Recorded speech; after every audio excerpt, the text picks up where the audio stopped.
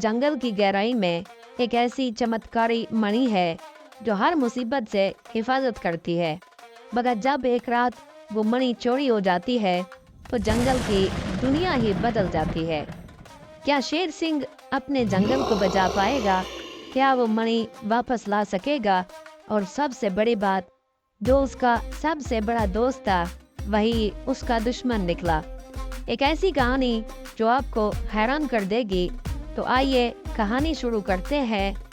एक छोटे हिरन ने हाथी से पूछा, इतनी तेजी से कहाँ जा रहे हो? कोई मसला है क्या? हाथी ने जवाब दिया, तुम्हें नहीं पता, आज पूर्णिमा की रात है।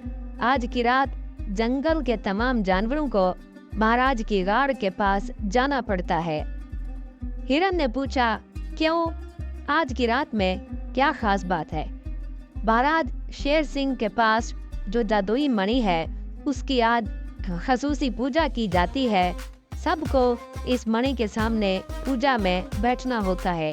और हाँ, मुझे याद आया, मैं तो बिल्कुल भूल गया था कि आज पूर्णिमा की रात है।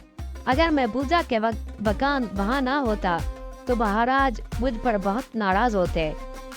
कुछ ही देर में रात होने वाली है और जंगल के तमाम जानवर शेर सिंह के पास पहुंच चुके हैं। जैसे ही रात होती है और चांदनी शुरू रोशनी मणि पर पड़ती है, गार रंग बिरंगी रोशनियों से चमकने लगती है। दोस्तों, जब तक ये जादुई मणि मेरे पास है, हमारे जंगल में कोई मुसीबत नहीं आ सकती। महाराज, पिछले साल पड़ोसी जंगल में काट पड़ गया था। क्या आप बता सकते हैं कि इस साल हमारे जंगल में बारिश कैसी होगी? हमारे जंगल में बहुत अच्छी बारिश होगी। जंगल हरा भरा रहेगा और सब खुशहाल रहेंगे। ये सुनकर जानवर खुश हो जाते हैं। महाराज, इस मणि की वजह से आपने हमेशा इस जंगल को महफूज रखा है। खुदा करे ये मणि हमेशा सलामत रहे। ये मणि मेरे आबाओ अजदाद की अमानत है। इन्हीं की बदौलत है हम सब खुश हैं। महाराज, क्या हम जान सकते हैं कि ये मणि आपके पास कैसे आई? हाँ, कई साल पहले मेरे परदादा शिकार की तलाश में जंगल में भटक रहे थे। तभी उनके सामने एक साधु आया।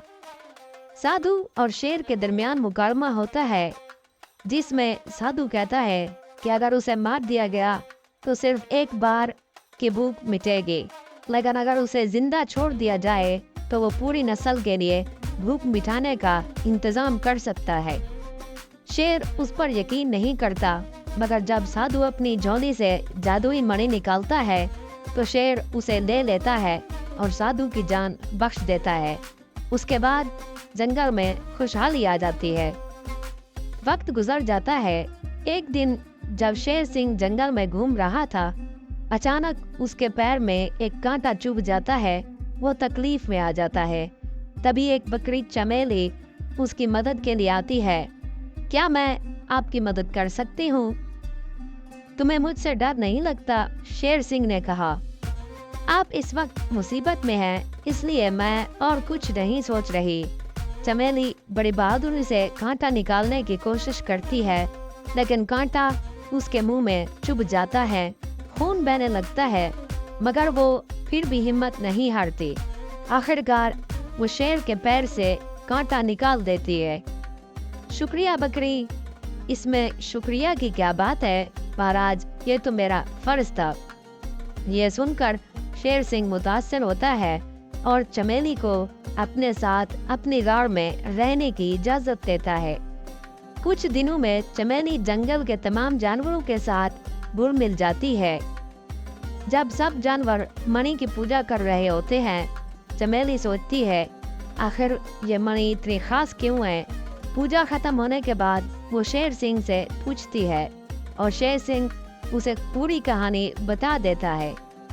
रात में जब सब सो रहे होते हैं, अचानक जंगल में एक जोरदार धमाका होता है। शोर सुनकर शेर सिंह जाग जाता है और देखता है कि चमेली जख्मी पड़ी है। चमेली, तुम ठीक तो हो? मैं ठीक हूँ, लेकिन मणि चोर चुरा कर ले गया। एक भयानक राक्षस जिस मैंने उसका रास्ता रोका तो उसने मुझ पर हमला कर दिया और फिर धमाका हुआ। अचानक जंगल के जानवरों की चीखें सुनाई देती हैं। महाराज, ये हिरणों का पूरा झुंड गायब हो गया। ये कैसे हो सकता है? किसी ने उन्हें जाते हुए नहीं देखा। नहीं, हमने उनकी चीखें जरूर सुनी थी। तभी एक भेड़िया दौड़ता हुआ आता है। महाराज, मैंने एक राक्षस को पुरानी घाटी की तरफ जाते हुए देखा है। हो सकता है वो हिरनियों को वहीं ले गया हो। शेर सिंह फैसला करता है कि वो खुद वहां जाएगा और दूसरे जानवर भी उसके साथ जाने पर इसरार करते हैं। वो देखो, हिरनियों का झुंड वही है, रुको, कोई खतरा हो सकता है। हिरनियों का सरदार चीख कर कहता है, यहाँ मत आओ, चले जाओ। मगर क्यों? शेर सिंह पूछता है। उसके जवाब में वो कहता है, वो आ जाएगा। तभी एक खौफनाक कहकहा गूंजता है। आखिरकार आ ही गया शेर सिंह।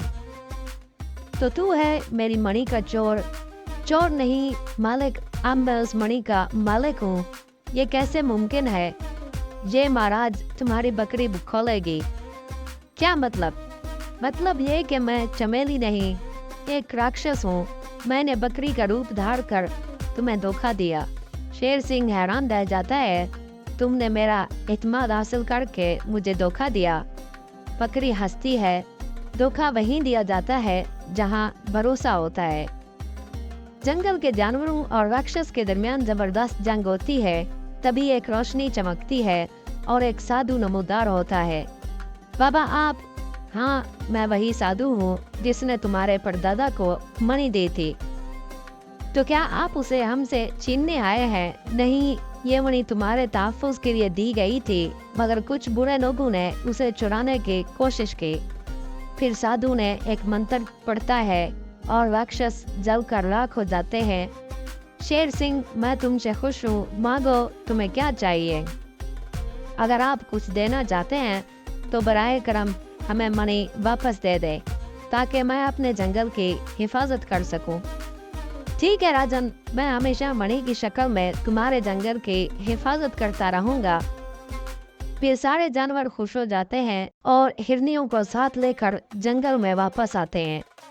जंगल में दोबारा खुशहाली आ जाती है और सब जानवर हंसी खुशी जिंदगी गुजारने लगते हैं।